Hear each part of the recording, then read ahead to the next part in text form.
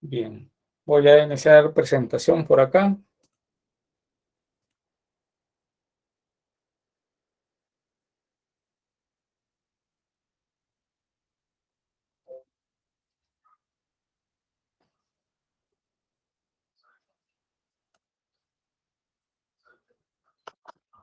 Y ya estoy presentando por acá. Ya inicié grabación y como siempre voy a solicitarles de favor cuando consulte si se visualiza y se escucha que alguien pueda activar su micrófono y confirme, ¿verdad? Para saber si estamos en sintonía. Bueno, voy a presentar acá la diapositiva. ¿Podría alguien confirmarme si se visualiza y si se escucha bien? Sí, ingeniero, todo bien. Muy bien, gracias. Sí, ingeniero. Excelente, muy bien, gracias. Bueno, antes de iniciar, me gustaría consultarles si han revisado el video de la parte número 1 de la primera clase que tuvimos, donde estudiamos los primeros conceptos de las propiedades mecánicas de los materiales y si también estudiaron bastante bien la primera parte del problema que se ha planteado ahí. ¿Lo revisaron? ¿Ya lo han estudiado?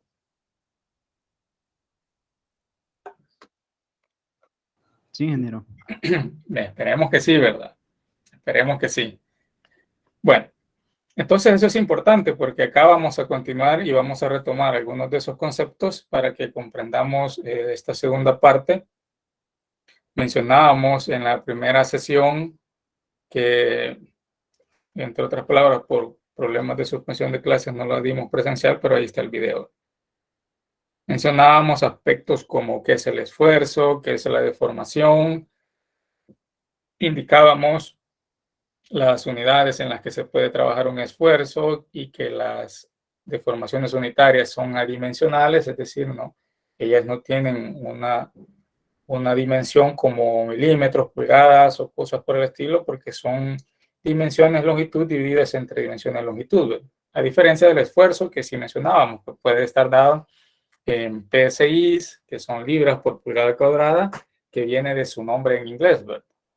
Y también tenemos los pascales, que es la definición de las fuerzas en Newton divididas entre áreas unitarias dadas en metros cuadrados. Newton sobre metro cuadrado. Eso es un pascal. Entonces, indicábamos también algunos tipos mencionábamos algunos tipos de fracturas que las vamos a retomar acá. En el contenido 7.3.3 vamos a hablar de las propiedades mecánicas de los materiales propiamente. Una vez que nosotros, a partir de la tabla de datos de cargas y alargamientos o longitudes finales, como era el ejercicio de la clase anterior, una vez tengamos eso, lo transformamos a valores de esfuerzo y las transformamos a valores de deformaciones unitarias y elaboramos el diagrama esfuerzo-deformación.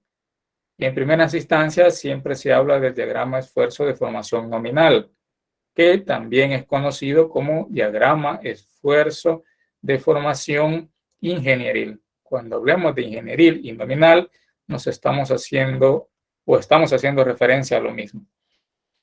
Recordamos que para obtener el esfuerzo dividíamos cada valor de fuerza entre un mismo valor de área. Esa área permanece constante en los esfuerzos nominales o esfuerzos ingenieriles, como ya estamos hablando también.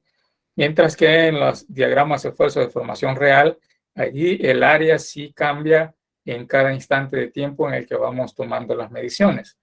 Y ya vamos a ver más adelante una diferencia entre esos dos tipos de diagramas. Entonces mencionábamos que las propiedades mecánicas de los materiales son las que se obtienen a partir de su ensayo de tensión, ensayo que estamos realizando en esta semana en nuestras prácticas de laboratorio y cuyo objetivo será que obtengamos un diagrama como este. Aquí vemos que en el eje vertical tenemos las magnitudes del esfuerzo representado con sigma, la letra griega sigma. Tenemos aquí en el eje horizontal las cantidades de las deformaciones unitarias que son adimensionales en el eje horizontal y tenemos el comportamiento de esos datos. Vamos a observar una línea que inicia en el punto 0,0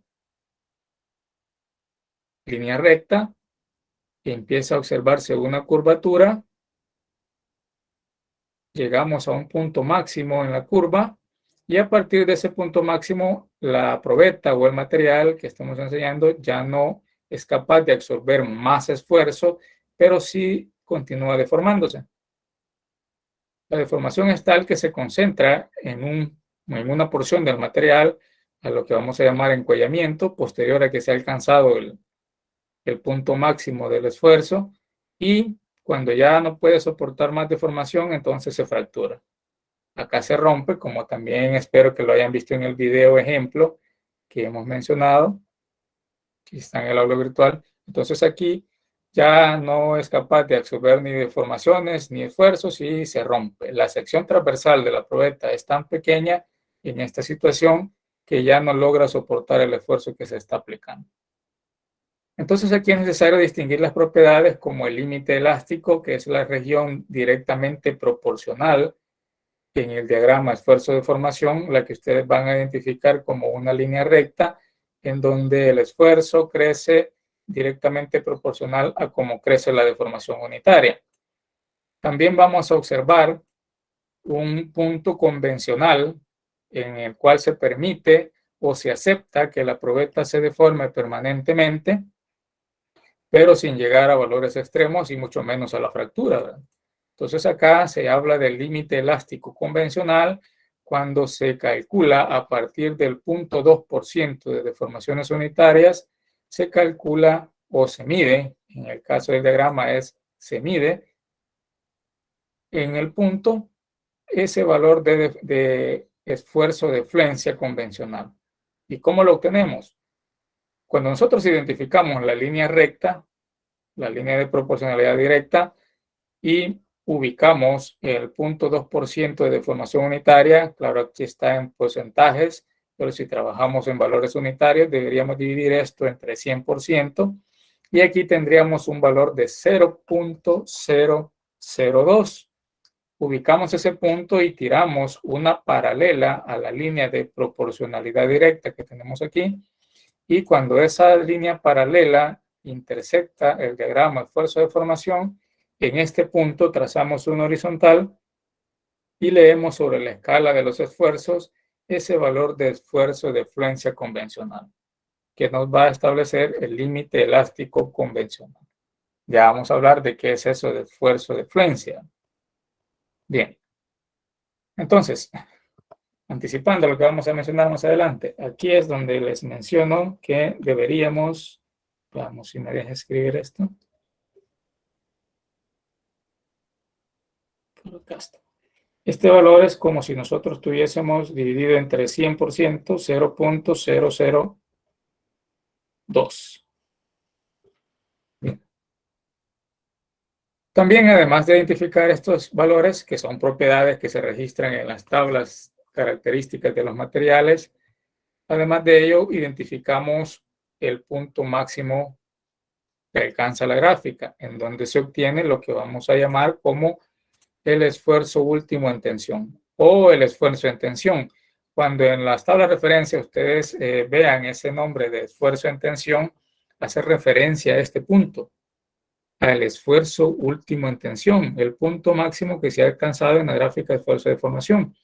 Entonces observamos ese punto máximo, tiramos la horizontal y leemos sobre el eje vertical ese esfuerzo, que algunas veces es representado como sigma TS y algunas otras veces como sigma UTS. Nosotros aquí lo vamos a utilizar como sigma UTS, de su nombre en inglés, representando el esfuerzo último en tensión. También se va a identificar el esfuerzo de fractura, que es cuando ya se rompe la probeta, en donde se alcanza también una deformación en fractura, y podemos, además de esto, también con la misma metodología con la que se indica el límite convencional elástico, también podríamos cuantificar cuál es la deformación plástica que ha sufrido la probeta. Trazamos una línea paralela siempre a la región elástica y desde este punto hasta el origen de la gráfica medimos toda la deformación plástica que ha sufrido el material. Entonces, esta deformación que puede surgir cuando nosotros tiramos a partir de donde finaliza acá, a partir de donde finaliza la región lineal, si tirásemos por acá una vertical, toda esta distancia es una distancia de deformación elástica. Es decir, una deformación que puede desaparecer cuando desaparece la carga aplicada. Pero de esta región hasta la otra región que estableceríamos si tiramos una línea vertical, todo esto que tenemos acá es deformación plástica.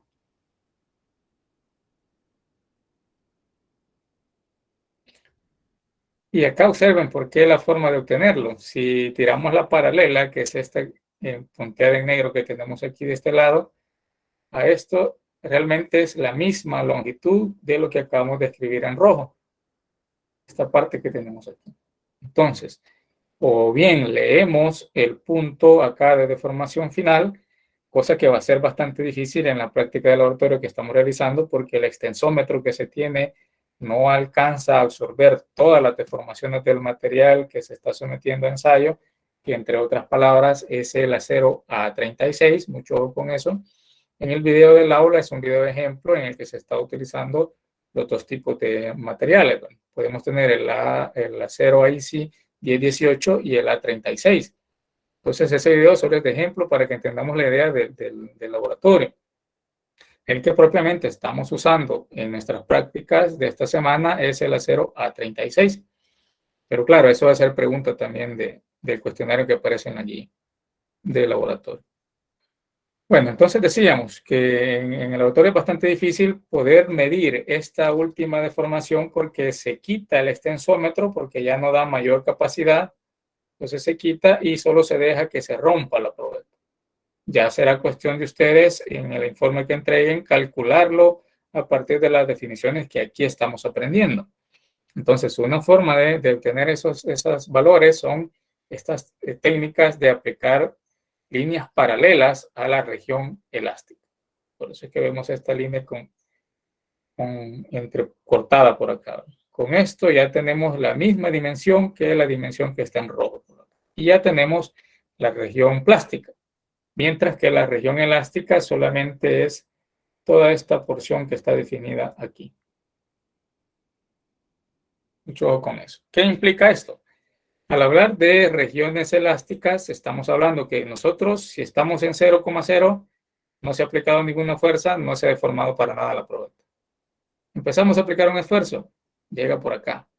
Si queremos dejar de aplicar ese esfuerzo, la probeta regresa por acá y no tiene ninguna deformación permanente. Aplicamos otro esfuerzo, llegamos por acá, por ejemplo, y dejamos de aplicar el esfuerzo. La probeta regresaría sin ningún efecto secundario, no hay ninguna deformación permanente. Seguimos aplicando esfuerzo y llegamos hasta este punto límite. Dejamos de aplicar el esfuerzo o la carga y ella regresa por la misma línea de proporcionalidad directa. No hay deformación. Pero una vez que superamos este límite, y de ahí su nombre de límite elástico, la probeta empieza a presentar deformación permanente. Tal es que si nosotros la soltamos, ella ya no regresaría por el mismo camino, sino que cuando dejamos de aplicar la carga, ella ya avanzaría por una línea paralela por acá, manteniendo ya un valor de deformación permanente. Y así, si seguimos aplicando otro esfuerzo por acá y de pronto lo dejamos de aplicar, ella no regresa por la misma línea acá, sino que regresaría ya con una deformación permanente. Y así es cada uno de los valores que se van desarrollando por acá hasta que se logra obtener la fractura. ¿Vamos bien por el momento? ¿Se comprenden estos detalles? Mucho ojo, estoy dando muchos aspectos que van a ser de utilidad para la entrega del informe del laboratorio. ¿Seguimos conectados? Sí, ingeniero. Muy bien. Si seguimos avanzando, vamos a hablar ahora del límite elástico. El límite elástico que ya anteriormente mencionamos es el valor crítico del esfuerzo necesario para que a partir de él ya empiece a deformarse plásticamente la pieza. Es decir, que exista una deformación permanente. Cuando hablamos de deformación plástica, es deformación permanente. Entonces, ese valor límite lo tenemos acá. A partir de este punto, si seguimos aplicando esfuerzo, la probeta ya se sigue deformando permanentemente. Si estamos hasta aquí abajo, valores abajo de esto, ella repitiendo regresa, como cuando nosotros estiramos un hule, ¿verdad? Lo estiramos, dejamos de aplicar. No hay deformación permanente. Pero si superamos el límite elástico de ese hule, entonces se va a romper, se va a estirar primeramente y después se va a romper. A partir de este punto, entonces, es el límite que nos define la región elástica que está a su izquierda y la región plástica que está a su derecha. Por eso se llama límite elástico. Anticipando los siguientes conceptos que van a aparecer más adelante, solamente en esta región elástica nosotros vamos a poder calcular el módulo de elasticidad del material. El módulo de elasticidad del material no es nada más que la pendiente que se obtiene en esta región de proporcionalidad directa en este diagrama de esfuerzo de formación. Es decir, que fácilmente nosotros podemos obtenerlo dividiendo. Conociendo dos puntos en el eje vertical, haciendo la diferencia de esos dos puntos, obtenemos este cateto. Dividiendo esa longitud entre la longitud horizontal de este triángulo que tenemos acá, vamos a encontrar la pendiente. Esa pendiente es el módulo de elasticidad. Por ahí escuché un sonido. ¿Será que nos desconectamos? ¿Seguimos conectados? Sí, ingeniero, sigue conectado. ¿Qué habrá sido ese Escuchamos tono? bien. ¿Alguien quizás solicitó conectarse? Creo que ustedes pueden darle acceso a quien desee conectarse, si no me equivoco. No es restringido la configuración del enlace. ¿Pueden darle acceso a quien vaya solicitando? Por favor. Bien. Entonces decíamos, aquí tenemos el módulo de elasticidad. También aparece el esfuerzo de fluencia convencional o el límite elástico convencional, este que tenemos por acá, cuando a partir del 0.2%, que como anteriormente también anticipaba, es equivalente a 0.002 de deformación unitaria. Aquí observen, pulgada sobre pulgada, se menciona acá, es decir, adimensional. A partir de ese punto tiramos la paralela, intersectamos el gráfico y aquí tiramos la horizontal, midiendo sobre este eje vertical el valor de límite convencional, límite elástico convencional. Aquí aparece también el esfuerzo máximo o el esfuerzo último en tensión y aquí aparece el esfuerzo en fractura. Toda esta es la región plástica y a la izquierda de este punto todo es región elástica.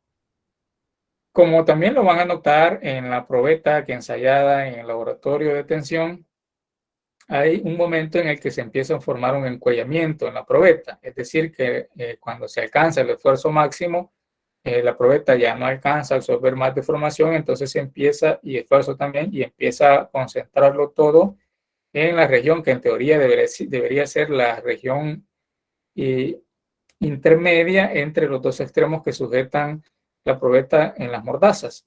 Entonces en esa región intermedia se empieza a reducir el área, concentrando la deformación y el esfuerzo. Se empieza a reducir tanto el área que hasta el final se rompe la probeta. Y entonces aquí observen, se tira la vertical y medimos o acá determinamos en el diagrama la deformación unitaria en fractura. Repitiendo, este dato es el que nos va a complicar, pero es objetivo de la práctica también, cómo obtenerlo cuando no tenemos el instrumento de medición acá, que nos va a registrar este valor. Ya anteriormente mencionamos algunos aspectos de eso. Entonces ahí tenemos en amarillo el límite elástico, cómo calcular el módulo de elasticidad, que también es llamado el módulo de Young, y algunos datos característicos. Si por el momento no se comprende la forma gráfica, no se preocupen que ya viene la segunda parte del ejercicio, donde vamos a calcular todas estas propiedades, teniendo ya el diagrama de esfuerzo de formación. En la región elástica es el tramo lineal, como ya mencionamos y recalcamos muchas veces en el curva de esfuerzo de formación, en donde se cumple que es directamente proporcional el esfuerzo a la deformación.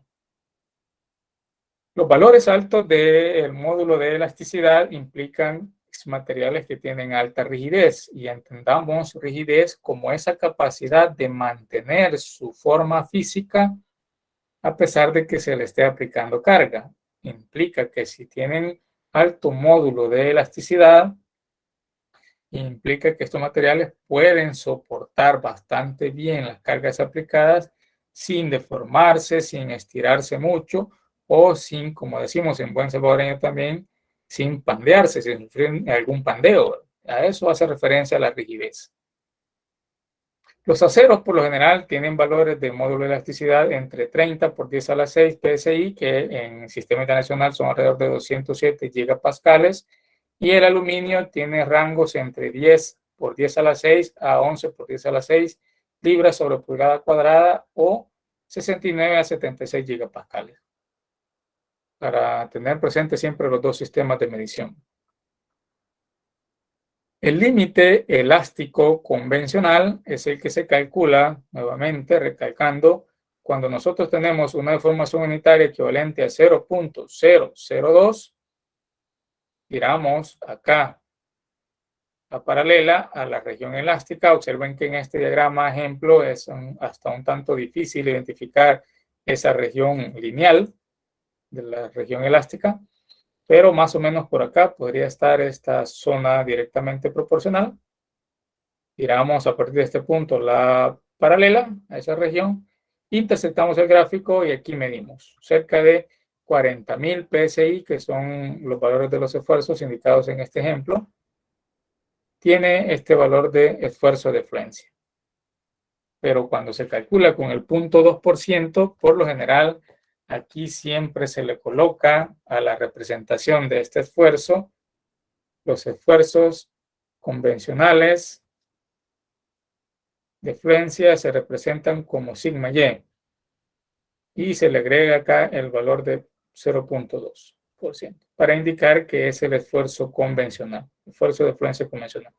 Cuando hablamos del esfuerzo de fluencia normal, solamente es sigma y el que se puede medir o identificar solamente en la región propiamente elástica, línea recta, directamente proporcional. Bien. Anteriormente también se indicaban expresiones de donde se puede obtener el módulo de elasticidad en la clase número 1 a partir de estas relaciones de proporcionalidad. Vamos a ver si las mencionamos también más adelante. El esfuerzo de fluencia o cedencia, sigma y, es donde el material empieza a presentar deformación plástica. Ya lo venimos recalcando y repitiendo muchas veces porque este concepto algunas veces es difícil de comprender.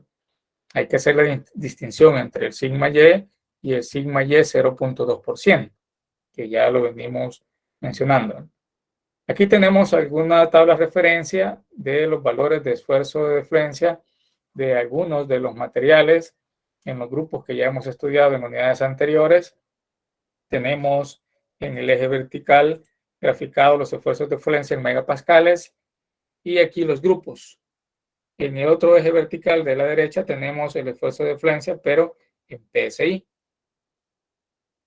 Observamos que los cerámicos son los que tienen mayor esfuerzo de fluencia.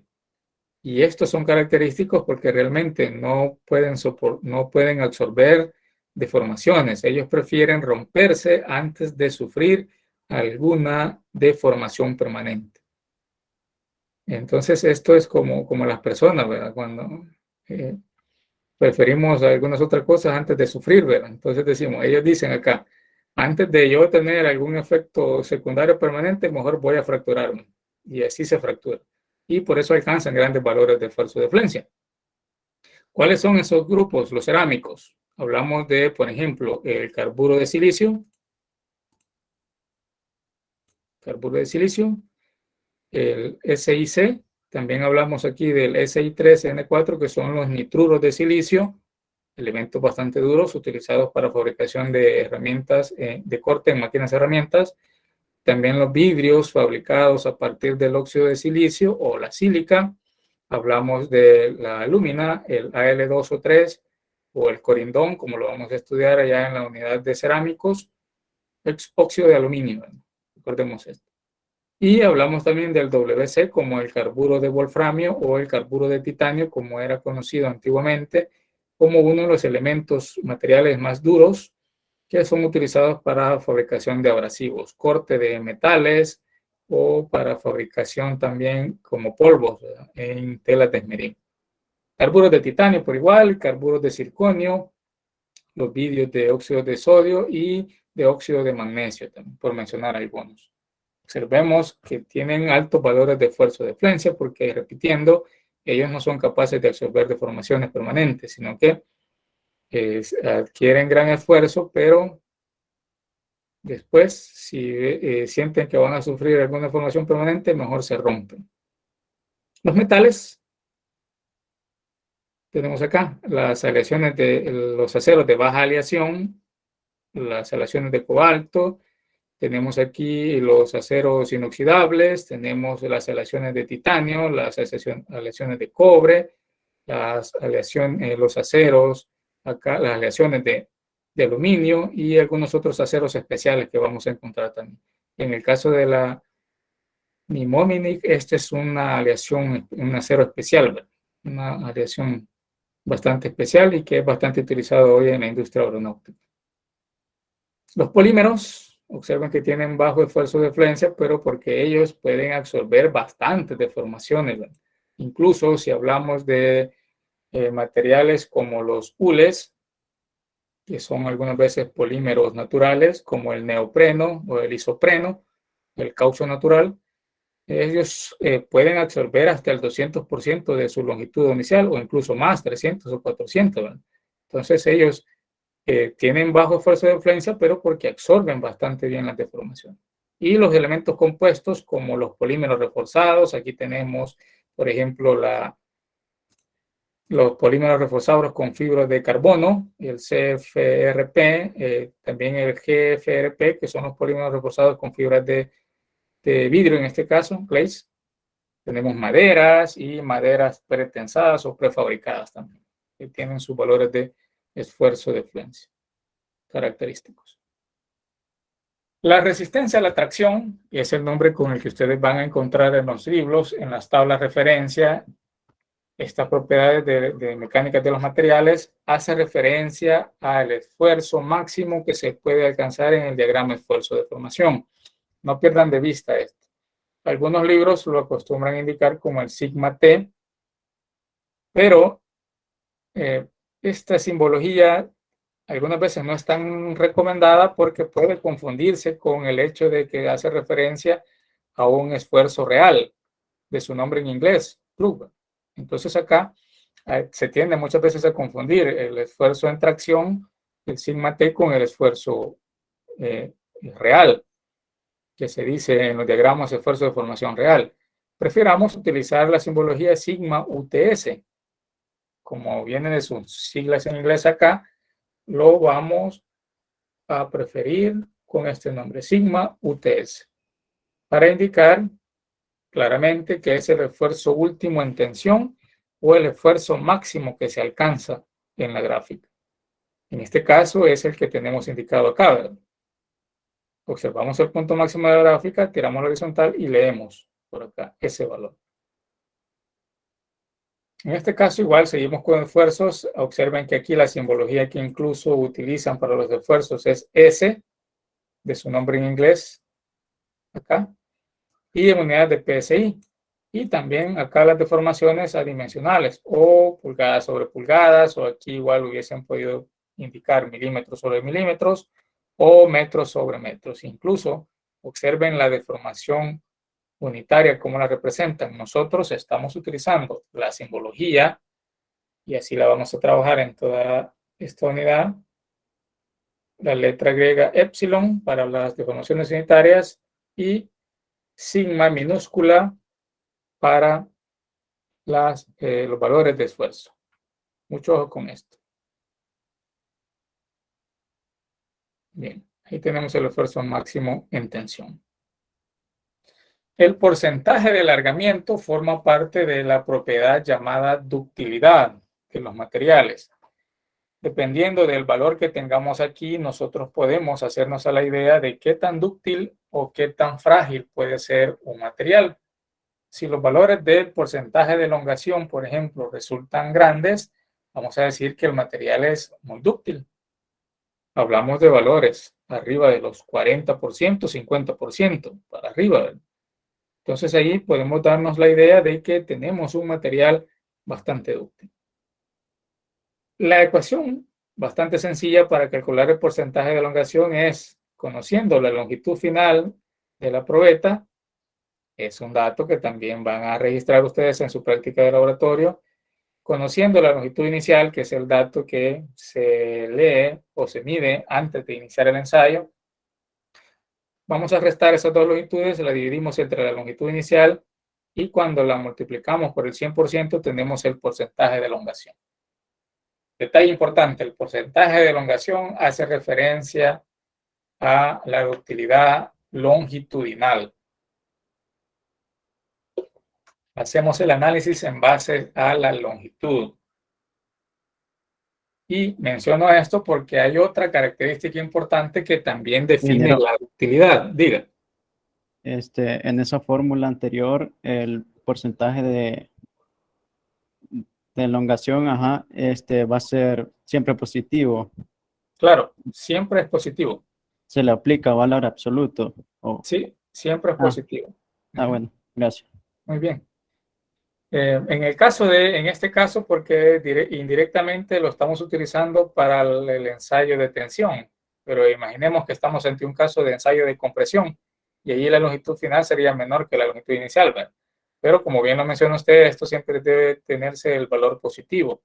En ese caso le ponemos las barras de valor absoluto y no hay ningún problema y no modificamos la definición. Entonces, el porcentaje de elongación positivo, así como esta otra propiedad que define también esta característica de ductilidad llamada el porcentaje de reducción de área. Esta que tenemos acá.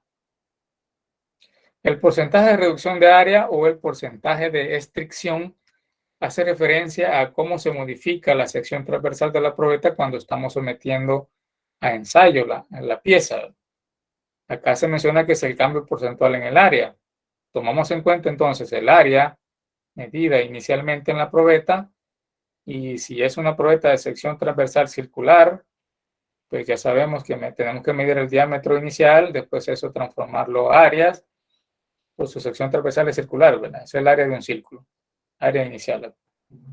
Medimos el diámetro final, que es algo que también van a medir en la práctica de laboratorio, muy atentos cuando el instructor diga esos detalles, si no es que los pone a ustedes a medir el diámetro. Transformamos ese diámetro final a áreas y teniendo esos valores de área, dividimos, primero restamos el área inicial menos el área final y dividimos entre el área inicial, multiplicamos eso por el 100% y ya tenemos el porcentaje de reducción de área. Igual, esto siempre es positivo y observen que aquí ha cambiado la resta. Aquí ya no es una condición final menos una condición inicial, sino que al revés. Es una condición inicial menos una condición final, porque la intención es que estos valores siempre sean positivos. Tanto el porcentaje de reducción en área, que es el mismo porcentaje en estricción, como el porcentaje de elongación, ambos definen el concepto de ductilidad o la característica de ductilidad en los materiales. ¿Y qué es esto de ductilidad? Aquí nos dice que mide la cantidad de deformación que puede resistir un material sin romperse. Es decir, que mide esa capacidad de absorber esas deformaciones cuando se le está aplicando una carga. Y hay dos formas de medirla, desde el punto de vista de la longitud y desde el punto de vista del área, como lo estamos viendo por acá. Entre mayor ductilidad tengamos, implica que el material tiene mayor capacidad de absorber deformación. Es decir, es un material bastante dúctil. Observemos aquí en esta imagen cómo en esta región donde se ha provocado el encuellamiento, acá se da la fractura y entonces aquí es donde nosotros debemos medir el diámetro final y compararlo con el diámetro inicial que tenía esta región. Por lo general las probetas se fabrican con estos perfiles. Se tiene una sección transversal mayor acá, pero aquí se empieza a dar unos rebajes, se deja una sección transversal constante porque en esta se supone que nosotros vamos a interactuar y vamos a estudiar cuáles son las afectaciones que va a tener el ensayo de tensión ahí. Se supone, en teoría, si el material está bajo norma y cumple a cabalidad la composición química que se establece en las hojas de especificaciones, la fractura debe darse justamente en la mitad de este tramo calibrado. Si aparece más a la derecha o más a la izquierda, pues entonces ahí pongámosle mucha atención a eso y tengamos dudas del material si realmente está fabricado bajo norma o no. Espero que vayan tomando detalle de todo eso porque sí les estoy dando, diga. En esa otra fórmula del porcentaje de reducción de área, Ujú. un valor bastante alto indicaría menor ductilidad o mayor. Mayor ductilidad. Mayor. Ujú. Sí, porque aquí el área, la diferencia en áreas ha sido tan grande que nos da la idea de que alcanzó a absorber bastante deformación el material antes de romperse. Esa es la forma en la que debemos interpretar esto. Al igual que en la longitud. Si la diferencia aquí entre las longitudes es bastante grande, nos da la idea que la probeta absorbió bastante deformación antes de romperse. Entonces, tanto la reducción de área como el porcentaje de elongación debe darnos valores altos para decir que el material es bastante dúctil. ¿Vamos bien? Sí, ingeniero. Gracias. Excelente, muy bien. Como menciono, todos estos detalles ya van a ver que aparecen como interrogantes en la guía de laboratorio. Vamos a hablar ahora de la energía que absorbe la probeta o el material que está siendo sometido a ensayo. Vamos a hablar de dos características importantes en cuanto a la energía y vamos a hablar primeramente de la tenacidad. La tenacidad no es nada más que la energía que absorbe la probeta o el material antes de fracturarse. Y hablamos de probeta porque a partir de la probeta se sacan estos diagramas de esfuerzo de formación, ¿verdad? Entre otras cosas, la probeta puede ser de sección transversal circular y puede ser de sección transversal cuadrada o rectangular también. Vamos a ver más adelante algunos de otros ensayos donde pueden cambiar la configuración de las probetas. Entonces, la tenacidad es la energía que absorbe la probeta o el material antes de fracturarse y, en otras palabras, es el área que se obtiene bajo la curva esfuerzo de formación. Observemos que entre más grande sea el área bajo la curva de este diagrama, se indica que tiene mayor tenacidad. Aquí tenemos la comparación de un material dúctil y un material frágil. El material frágil está indicado en color azul y el material dúctil en color rojo. Observemos que en el material dúctil el área bajo la curva es mayor. Tenemos desde el punto A hasta el punto C' acá indicado toda esta región. Nos da la idea de que hay mucha área y por lo tanto bastante energía que logró almacenar el material antes de fracturarse. Claro está que es la misma energía que se le aportó en el ensayo, ¿verdad? Entonces, se obtiene esta gran área porque el material absorbe mucha deformación antes de fracturarse. A diferencia de los materiales frágiles que decíamos, su región elástica, observen, viene por acá, pero cuando él ya empieza a sentir que va a sufrir deformación permanente, dice, mejor me fracturo, hasta aquí llego, se rompe. Y de esa forma se obtiene poca energía almacenada acá. Tiene poca tenacidad. Los materiales dúctiles tienen los materiales frágiles tienen mala ductilidad. Mala tenacidad, perdón, ya los voy a confundir. Los materiales frágiles tienen mala tenacidad, mientras que los materiales dúctiles tienen buena tenacidad. Porque la tenacidad, repitiendo, hace referencia a la energía que se almacena en la probeta antes de que se fracture. Algunos libros texto van a encontrar que esta tenacidad también la nombran como trabajo de fractura. Y trabajo sabemos que es energía. En este caso, desde el punto de vista de la energía que se ha aportado en el ensayo hasta lograr romper la probeta, que es la misma energía que absorbió la probeta. Entonces, para cuantificar esta área, nosotros ya somos diestros en cálculo integral y cálculo diferencial. Entonces, sabemos que teniendo una curva, nosotros podemos aplicarle el cálculo integral y a partir de esto conocer el área bajo la curva. Claro está que también es una integral definida porque ya tenemos los límites desde la deformación unitaria 0 hasta la deformación en fractura que tenemos aquí, que es esta que se está indicando. Integral desde 0 hasta epsilon, entonces, del esfuerzo por el diferencial de deformación unitaria que tenemos aquí. Como ya tenemos los límites y conociendo a qué equivale el esfuerzo de las reglas de proporcionalidad, entonces nosotros podemos hacer la sustitución y saber o cuantificar cuánto vale la tenacidad, que en muchos libros también se va a representar con una U mayúscula. Otro concepto que tiene que ver con energía es la resiliencia. Realmente aquí surgió el concepto, pero algunas otras ramas o ciencias ya lo han acoplado también a conceptos o características o rasgos de personalidades. ¿Verdad? Cuando hablan de muchas personas son bastante resilientes. ¿Han escuchado algún término como eso? ¿Y han comprendido cuando se ha escuchado eso? Que dicen que hay que ser resilientes. La persona X es bastante resiliente. ¿Han escuchado eso? Haciendo un paréntesis. Sí, ¿O ingeniero.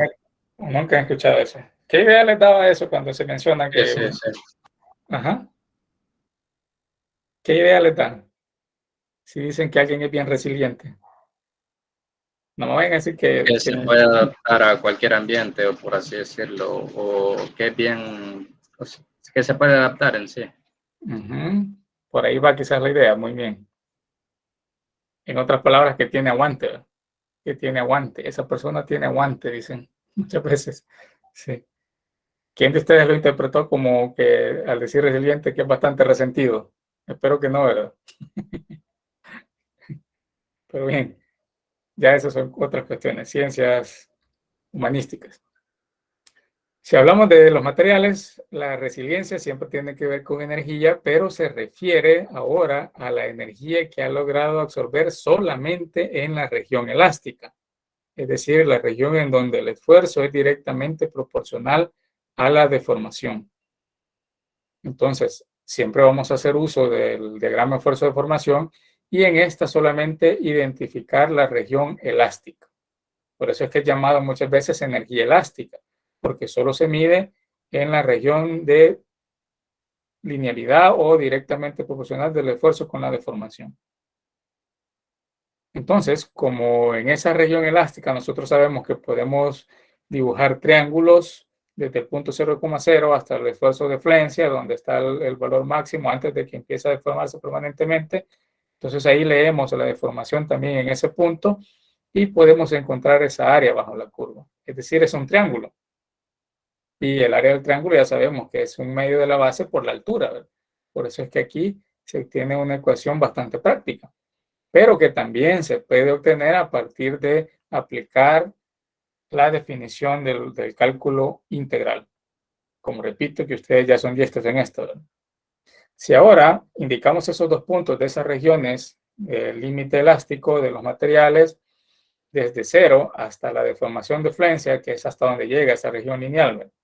De sigma por diferencial de epsilon y lo integramos, entonces vamos a llegar a esta ecuación. Lo que ustedes ya aprendieron en matemática 2, ¿verdad? Cualquier área bajo la curva se puede calcular aplicando integral. Llegamos a esta solución. U medio, observen, del esfuerzo de flencia por la deformación unitaria de flencia. ¿Qué se está haciendo acá? Y si a ustedes les gusta deducir ecuaciones, aquí les voy a dejar la idea de qué es lo que se hace. Lo que se hace es que, como se conoce que el esfuerzo es directamente proporcional a la deformación, la epsilon, ¿verdad? Aquí se introduce una constante de proporcionalidad. Esa constante de proporcionalidad es el módulo de elasticidad. Esta es la conocida ley de Hooke para los esfuerzos y las deformaciones, que ya lo mencionamos en la clase número 1. Entonces, si ahora lo aplicamos para el punto de flencia, que es el punto máximo a donde llega la región lineal, aquí sería el esfuerzo de flencia igual al módulo de elasticidad por la deformación de fluencia. Así. Si la aplicamos en términos generales, esta que está acá, deberíamos sustituirla acá y tendríamos el módulo de elasticidad por la deformación unitaria, diferencial de deformación unitaria. Y esto ustedes ya saben cómo se integra. Teniendo esta integral que va desde el punto 0 hasta epsilon sub y de módulo de elasticidad por epsilon, diferencial de epsilon, ya saben cómo se integra manteniendo constante esto. Se saca de la integral y esto es lo que van a resolver. De 0 a epsilon sub y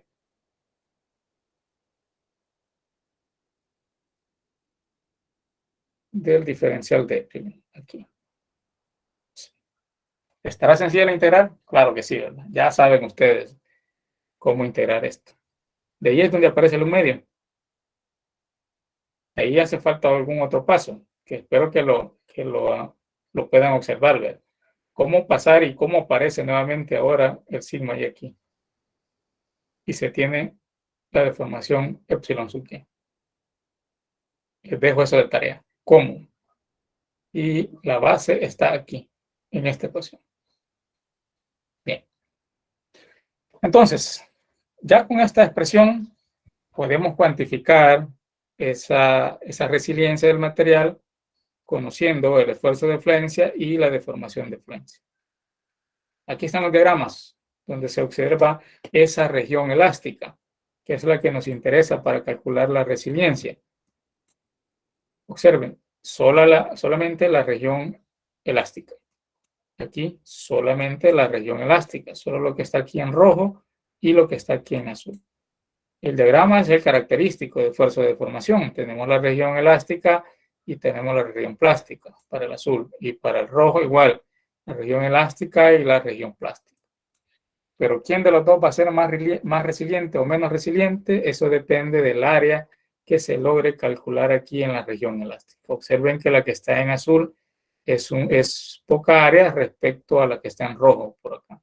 Entonces decimos que el material en rojo es más resiliente que el que está en azul, porque tiene mayor área bajo su zona elástica. Esta es la ecuación a la que anteriormente llegamos. Esta que tenemos aquí. Pero también podemos expresarla de otra forma. Aquí un paso intermedio para llegar a esa otra forma. Y la tenemos aquí. Conociendo que la deformación unitaria de fluencia es sigma y sobre el módulo de elasticidad, ya mencionábamos también que si tenemos la región lineal, nosotros podemos escribir que el esfuerzo de fluencia es igual a módulo de elasticidad por la deformación de fluencia. Y esta precisamente es la deformación de fluencia. Y aquí tendríamos el esfuerzo de fluencia. Igual para esta, aquí tendríamos el esfuerzo de fluencia y aquí tendríamos la deformación de fluencia. Entonces esta se puede aplicar todavía porque estamos justamente en el límite de la región elástica. Esta es la ecuación directamente proporcional. De aquí solo despejamos a que es equivalente la deformación unitaria de fluencia sigma y sobre A. ¿Qué es lo que tenemos aquí? Esto que está sustituido. Realizamos las operaciones indicadas y ya tenemos que sigma y al cuadrado entre 2 veces el módulo de elasticidad también define el valor de resiliencia, U sub R. Observen que la primera expresión de energía solamente era U mayúscula y para resiliencia es U sub R. ¿Vamos bien? ¿Se comprende? ¿A qué hace referencia la tenacidad? Vamos a ver, pregunta de examen. ¿A qué hace referencia la tenacidad y a qué hace referencia la resiliencia?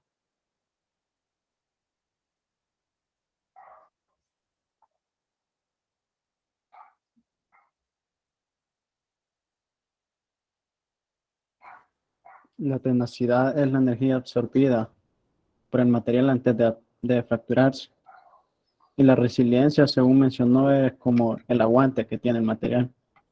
Ajá, muy bien, el aguante. O el área o la energía que se logra cuantificar solamente en la región elástica. Muy bien.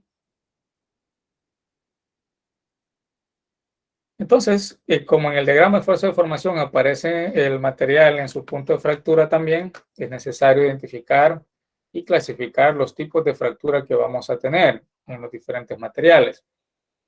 Vamos a hablar de una fractura dúctil, la que se presenta en los materiales que son bastante dúctiles.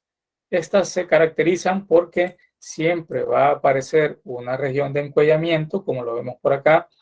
Observen que estas son imágenes de las probetas que se han ensayado. Sección transversal constante, una porción de una barra de este material, y se logra observar que se va reduciendo su área hasta formar un cuello, y precisamente en ese cuello es donde se fractura la pieza. Siempre vamos a observar que se forma por acá una especie de cono y cráter que da el indicativo de que es un material bastante dúctil.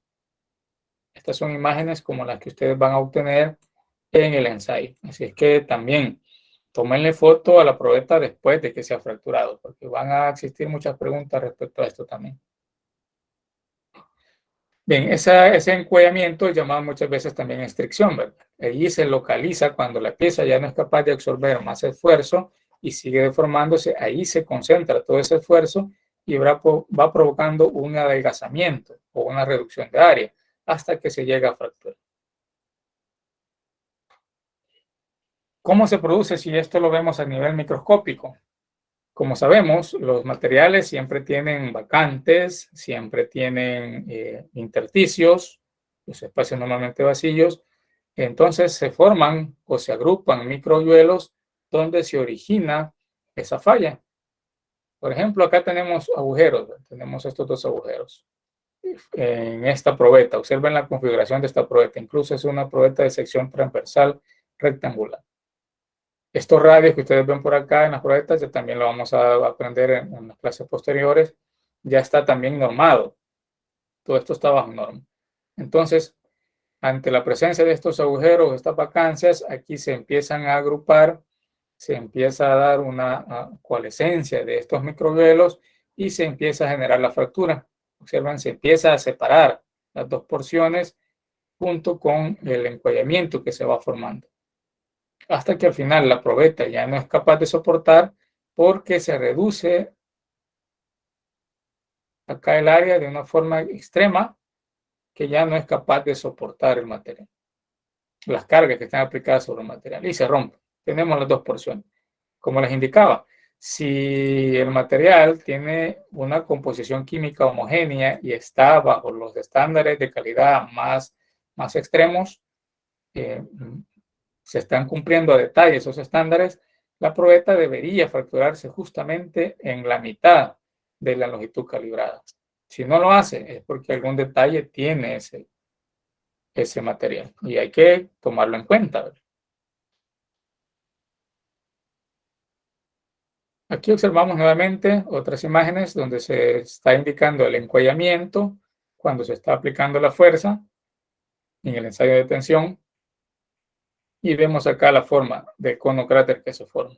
Tenemos acá esta idea de la región que se ha sufrido deformación permanente y cómo se ha ido reduciendo el diámetro hasta obtener una sección transversal pequeña que ya no fue capaz de soportar la carga.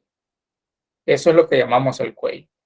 Y si pusieron atención, ¿a dónde es que se empieza a formar el cuello? Pregunta de examen. ¿En qué región de la longitud calibrada se empieza a formar el cuello? O si tenemos el diagrama de fuerza de formación, ¿en dónde podemos identificar que se empieza a formar el cuello en la probeta? Ya se los mencioné por ahí. Si no, repásenlo porque puede ser posible pregunta de examen. Bien. A diferencia de los materiales dúctiles, aparecen los materiales frágiles. En estos, como ya mencionamos, no absorben ductilidad, no absorben deformación, es decir, tienen mala ductilidad y por lo tanto también tienen mala tenacidad, tienen poca energía absorbida hasta que se fracturan. Entonces en ellos no vamos a observar un encuellamiento, sino que ellos prefieren romperse antes de sufrir deformación permanente. Y lo que vamos a observar nosotros es simplemente un corte, como si lo hubiésemos hecho con un cuchillo, ¿verdad? Casi un corte en línea recta, como lo que estamos viendo por acá. Esta herramienta, ya más de alguno de ustedes la ha utilizado o la ha visto, es una lima que sirve para desbaste de materiales o madera, incluso o plástico, cualquier material que sea o que tenga una dureza inferior a ella misma, a este que tenemos acá. Entonces, los materiales, estas limas, cuando se rompen, vamos a observar que no hay una deformación permanente, no se observa, sino que solamente se observa un corte un tanto uniforme por acá, por la alta dureza que estos tienen. Entonces aquí dice que existe poco o ninguna deformación plástica. La grieta inicia normalmente en las imperfecciones pequeñas que causan una concentración de esfuerzos. Y más adelante vamos a ver imágenes de cómo podemos seguirle la pista a esas grietas que se van propagando para poder intuir en dónde fue que se originó esa falla. Y eso es parte de lo que hacen los que inspeccionan fallas en los materiales. Aquí tenemos ejemplos de materiales que tienen una fractura frágil. Ejes. Los ejes tienen una dureza bastante alta y por lo tanto su forma de fractura es una fractura frágil, porque el material es bastante duro. Aquí vemos cómo esta porción cedió debido a los esfuerzos a los que estaba sometido y no se ve una reducción en área. Observamos que la sección transversal del eje se mantiene constante prácticamente y acá solo se logra observar algunas estrías de cómo se fue propagando la grieta. Igual a este otro eje y este que tenemos por acá. Incluso en este eje se alcanza a observar, para quienes conozcan de esto, esta pequeña muesca que está aquí como representativo de qué cosa sería esto, para quienes ya han tenido experiencias con los ejes de transmisión de potencia.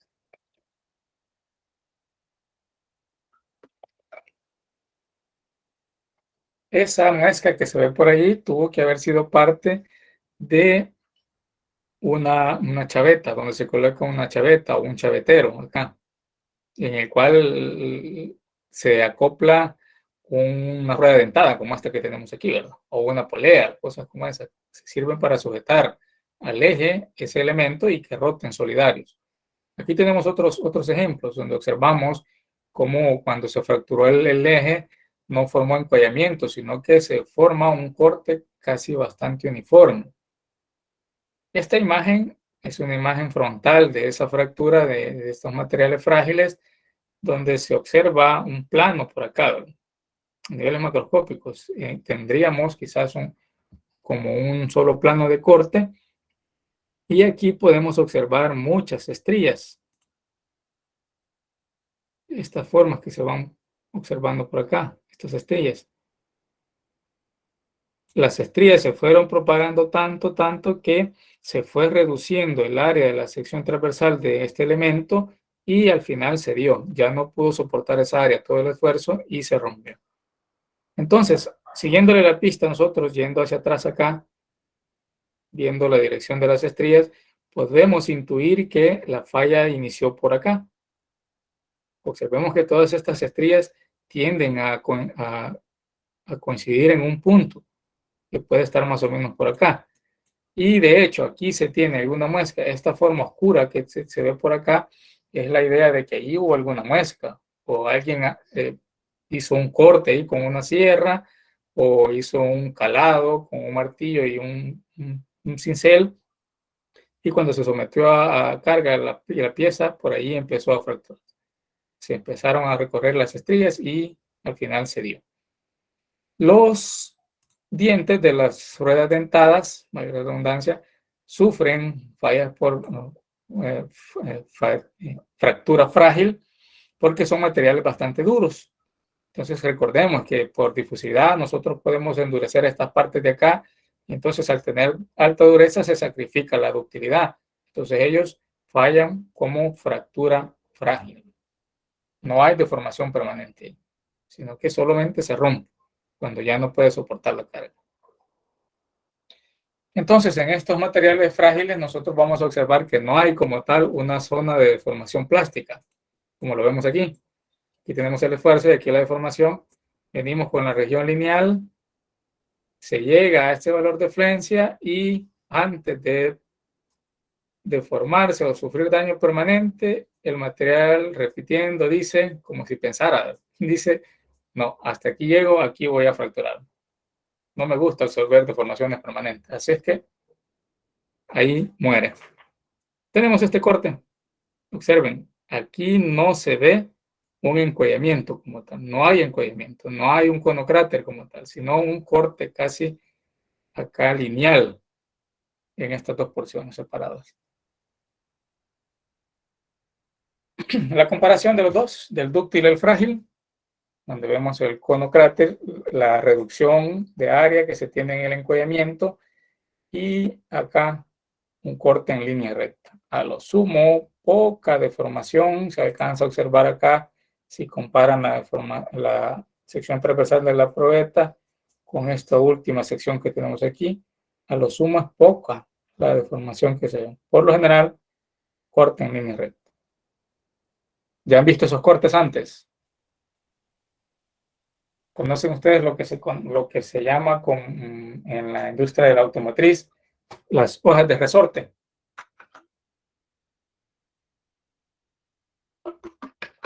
¿No las han visto nunca? Las hojas de resorte que cuando se fracturan la gente las vende y fabrican a partir de eso muchas veces herramientas para campo, para agricultura, que una piocha, que un cincel también, o que ¿cómo se llama eso? Se me escapó. Bueno, asadones algunas veces, cosas como esa. Bien, les queda de tarea que investiguen qué es una hoja de resorte que se utilizan en los vehículos. Ellos cuando se fractura, presentan fracturas como esta, porque tienen una alta dureza. De ahí que se utilizan sus restos para fabricar herramientas. A nivel microscópico, nosotros veríamos que, como ya mencionamos, en las fallas dúctiles hay una coalescencia de microhielos, entonces esos microhielos se ven aquí. Cuando todos esos microhielos se juntan y se va formando el encuellamiento hasta que ya no soporta la carga del material, se rompen y tenemos esta consistencia en la superficie que está acá. Mientras que en las fallas por fractura frágil, aquí observen que como no hay una coalescencia de agujeros, sino que el material no se deformó permanentemente, sino que prefirió cortarse, aquí no vamos a observar esa deformación permanente, sino que solamente planos que a nivel macroscópico nosotros vemos como un solo corte lineal. Algunos valores de límite elástico, el esfuerzo último en tensión y la ductilidad, donde va incluida, ya dijimos, su análisis ya sea en longitud o en sección transversal. Para el aluminio, cobre, acero, titanio y molibdeno, para comparar algunos, observen que el aluminio tiene un porcentaje de ductilidad bastante grande, 45%, medida en 2 pulgadas de longitud. Eso implica que esta característica de ductilidad fue obtenida a partir de su análisis en longitud. Y si esa la comparamos con el titanio, observen que el titanio tiene menor ductilidad, 30%. Implica que este tiene una dureza superior al aluminio. Al igual que el molibdeno, observen que su porcentaje de ductilidad es menor comparado con los otros materiales que tenemos por acá. La comparación de los esfuerzos reales y esfuerzos ingenieriles, que es algo que ya se mencionó en la clase número 1, pero aquí lo vamos a retomar solo para que quede más claro.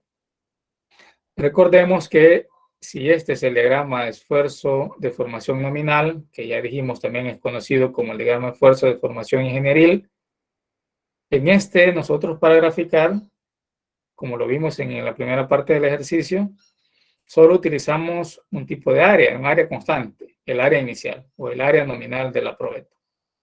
Y obtuvimos esta tendencia hasta que se fracturó.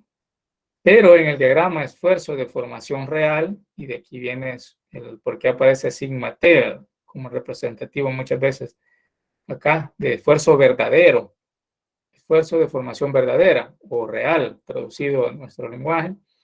En este nosotros vamos a utilizar un área instantánea. Tendríamos que ir midiendo a cada instante, en cada fuerza que se le aplica, ¿Cómo se redujo el área?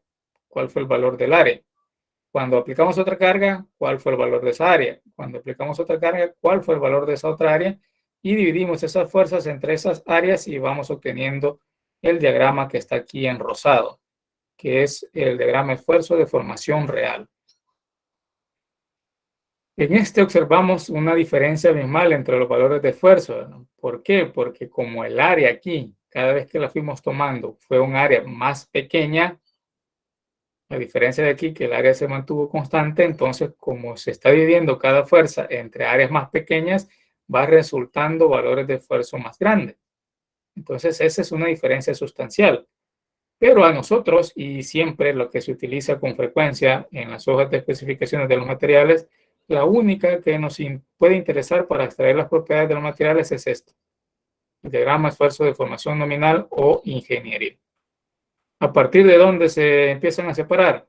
Pues cuando ya se empieza a observar una deformación permanente en la probeta. Cuando ya se separan los valores de área real y área nominal. ¿Verdad? Otra posible pregunta de examen. Aquí está la formación del cuello para estos casos. Y el efecto de la temperatura sobre las propiedades mecánicas. Vamos a comparar los esfuerzos y las deformaciones, cómo éstas se afectan cuando estamos elevando la temperatura o estamos bajando la temperatura en los materiales. Una comparación bastante sencilla en el diagrama del hierro. Diagrama esfuerzo de formación. Aquí tenemos el esfuerzo, aquí la deformación. A una temperatura ambiente normal, imaginemos una temperatura de 25 grados Celsius o incluso 34 grados Celsius cuando estamos allá por San Miguel. ¿Hay alguien de San Miguel por aquí? O de Oriente. ¿A cuántos grados estamos ahí? Temperatura ambiente. ¿Alguien nos sintoniza del oriente del país? A 26 menciona ahorita. A 26. Híjole, Sí. están sufriendo de frío entonces. Sí, está bastante opaco el cielo por aquí. Excelente, qué bien, qué bien. Por ahí siempre se alcanzan valores de 34 grados Celsius, por ahí así, un poco más arriba. Bien, esos son todavía temperaturas ambientes normales. Entonces, aquí se está indicando a 25 grados Celsius. El diagrama de esfuerzo de formación del hierro, observen, se tiene la región lineal, elástica y la región plástica. Este que tenemos aquí. Un diagrama normal, esfuerzo de formación, donde se define bastante bien ese límite elástico y límite plástico. Pero ¿qué pasa cuando nosotros elevamos la temperatura? Tanto hasta como 400 grados Celsius, por ejemplo. Observemos que empieza a decaer el valor de esfuerzo, el esfuerzo de fluencia, pero empieza a incrementar la cantidad de deformación que puede absorber el material. Es decir, se está volviendo más blando cuando nosotros agregamos más temperatura. Y de ahí viene el hecho de que algunos materiales es necesario elevarles la temperatura para poder maquinarlos. Así como ustedes ya conocen o han visto los procedimientos de forjado, por ejemplo, donde se calentaban los materiales hasta cierta temperatura.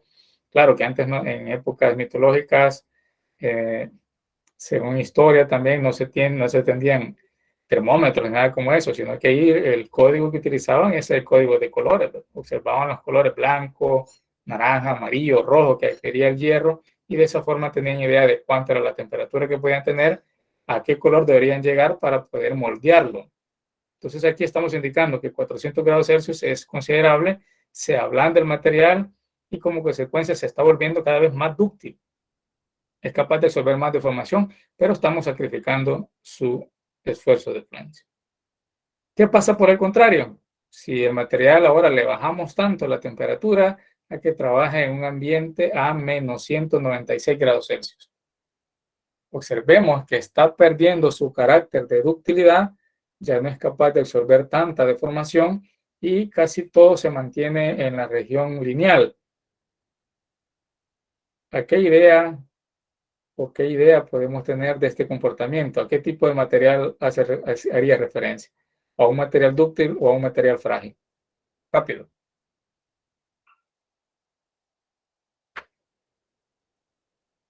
Sería un material frágil.